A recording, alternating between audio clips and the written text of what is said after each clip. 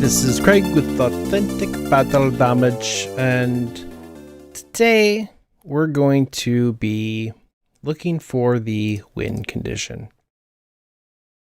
So what we're going to do is check for board 1, board 2, board 3, board 4, board 5, board 6, that'll be another win condition, board 7, board 8, board 9, and then we'll do board 1, board 5, board 9, and board 3, board 5, and board 7.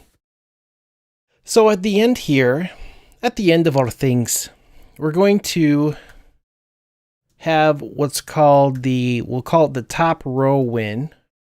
And that's going to be where board 1 equals player turn, and board 2 equals player turn, and board 3 equals player's turn. So that'll be the top row win condition. So we can copy, I don't like that when it does that. Okay, we'll copy this and we'll have the top row condition, the middle row condition, the bottom row condition. We'll have, oh yeah, I forgot. We got to have the column, the first column, the second column, the third column, and then from top left to bottom right, and then top right to bottom left. So this will be called the mid row win, and this will be the bot row win, and then we'll call this the column 1 win. This will be the column 2 win. This will be the column 3 win. And then this is going to be the left-right win. And then this will be the right-left win. All right, so the mid win is going to be 4, 5, and 6. The bottom row win is going to be 7, 8, and D9. The column row win is going to be board 1. It'll be 4, and it'll be 7. The middle one is going to be 2, and then 5, and then 8. And then column 3 win is going to be 3, 6, and 9. So the left to right win is going to be board 1, and then 5, and then 9. And then the right to left win is going to be 3, 5, and 7. Great. So now we can say if top row win or mid row win or bottom row win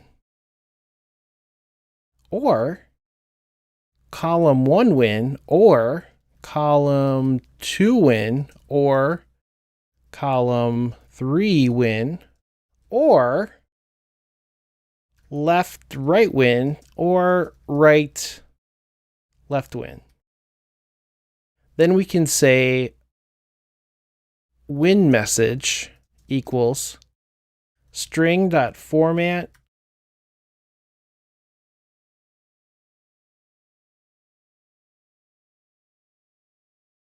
wins. Player turn.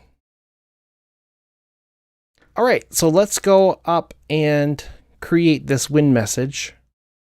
Let's find a good place to create it.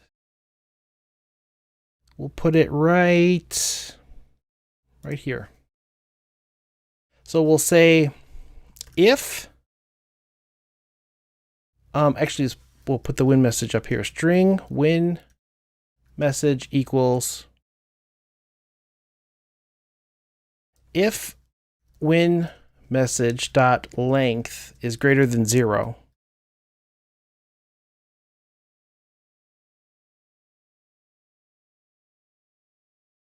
Let's pull this back.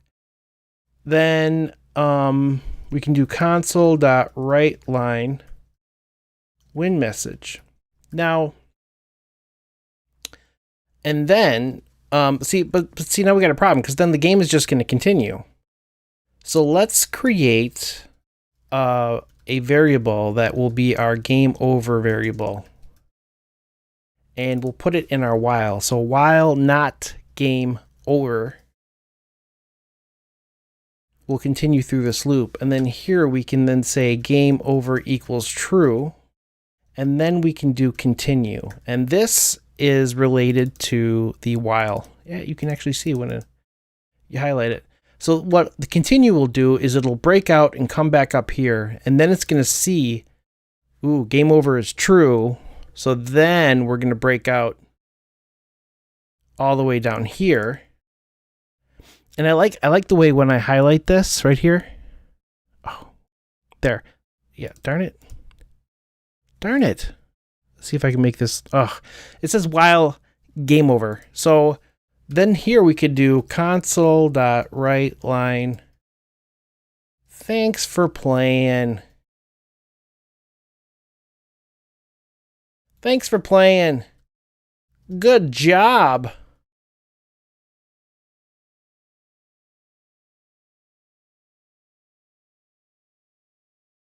Player turn. All right, let's play a game. All right, so, okay.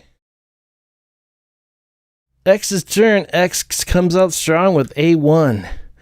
O, seeing the mistake that X made, chooses B2. X then goes for A3. O, not going to be outdone, goes for A2 to block X. X, knowing he's in trouble, chooses C2.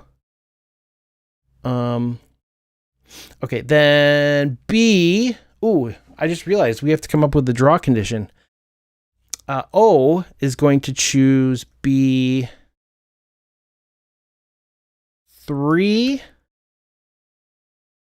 And then I'm going to have X be really stupid and choose C3. And then O is going to go for the kill in B1. O wins. Thanks for playing. Good job, O. Now, we need to make one more change here. We need to add in the case when we have a draw. So,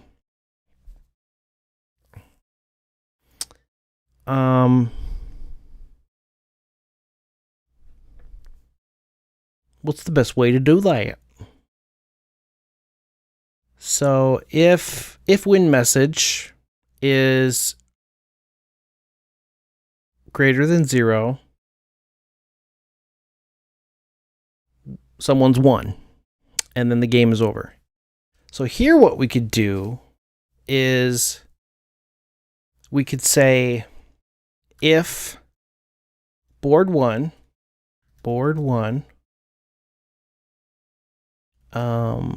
if board 1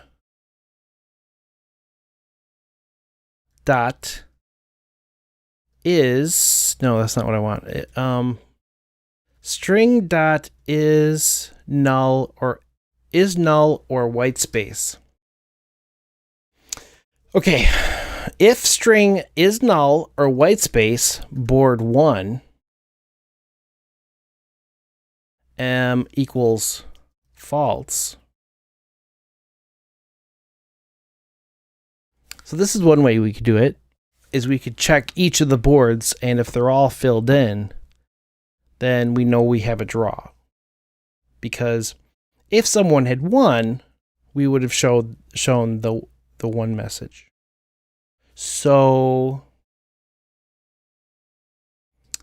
we could say, let's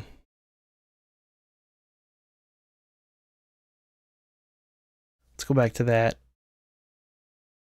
We'd have to like do a lot of them. So we could do and then go to the next line and then do another one. So board 1, board 2, board 3, board 4, 5, 6, 7, 8, 9.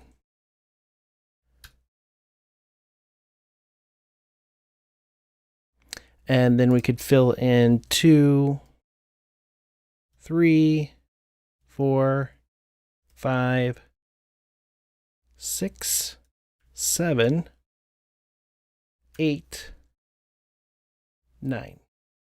And I did one too many. Then here we can say console.write message. It's a draw. Why'd I do message? Write line. And then we can do game over equals true. And then we can do continue.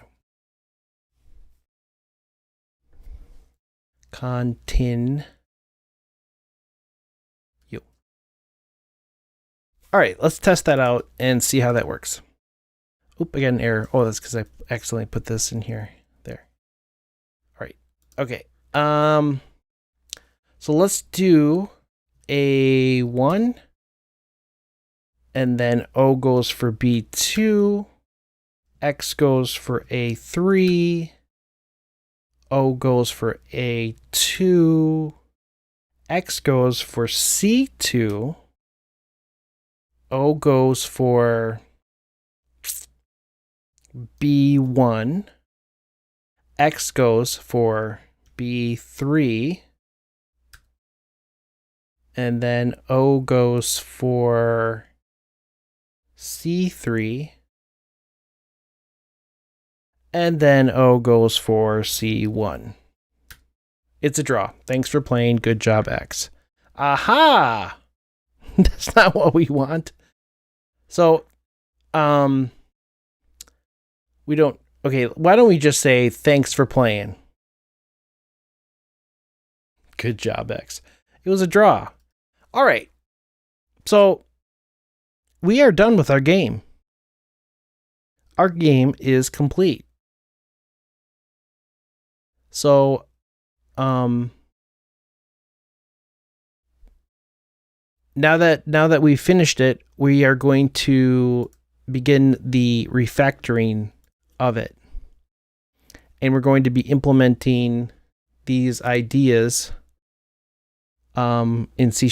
We're going to talk more about Booleans. We're going to talk about regular expressions. We've already talked about chars a little bit, but we can get into those a little bit more. So we're going to talk about classes eventually. And so we're going to start getting into these other concepts in C, and we're going to refactor it and make the code cleaner. I purposely wrote this the way I did so that you can see that, in just a public static void main, we can write a game that works, and then we can start to refactor it and make it cleaner. So the reason why I believe like this is so important is because understanding how things procedurally go in your code first, it's just a good foundation for when you're tracking objects and how those objects work. And we're going to be turning these things into objects. And not all of this is going to make sense. In fact, some of the stuff that I did here, I would never write code like this, But see, this is kind of showing how things are set up. We're not going to be changing the functionality of this game at all. We're just going to be refactoring it and then comparing this version to our finished version. And then we're going to take the classes and we're going to move them into Unity. And then we're going to create the UI and everything else. So you'll be able to see a finished game going into Unity and what it takes to then make the Unity present it in a visual fashion. So good things.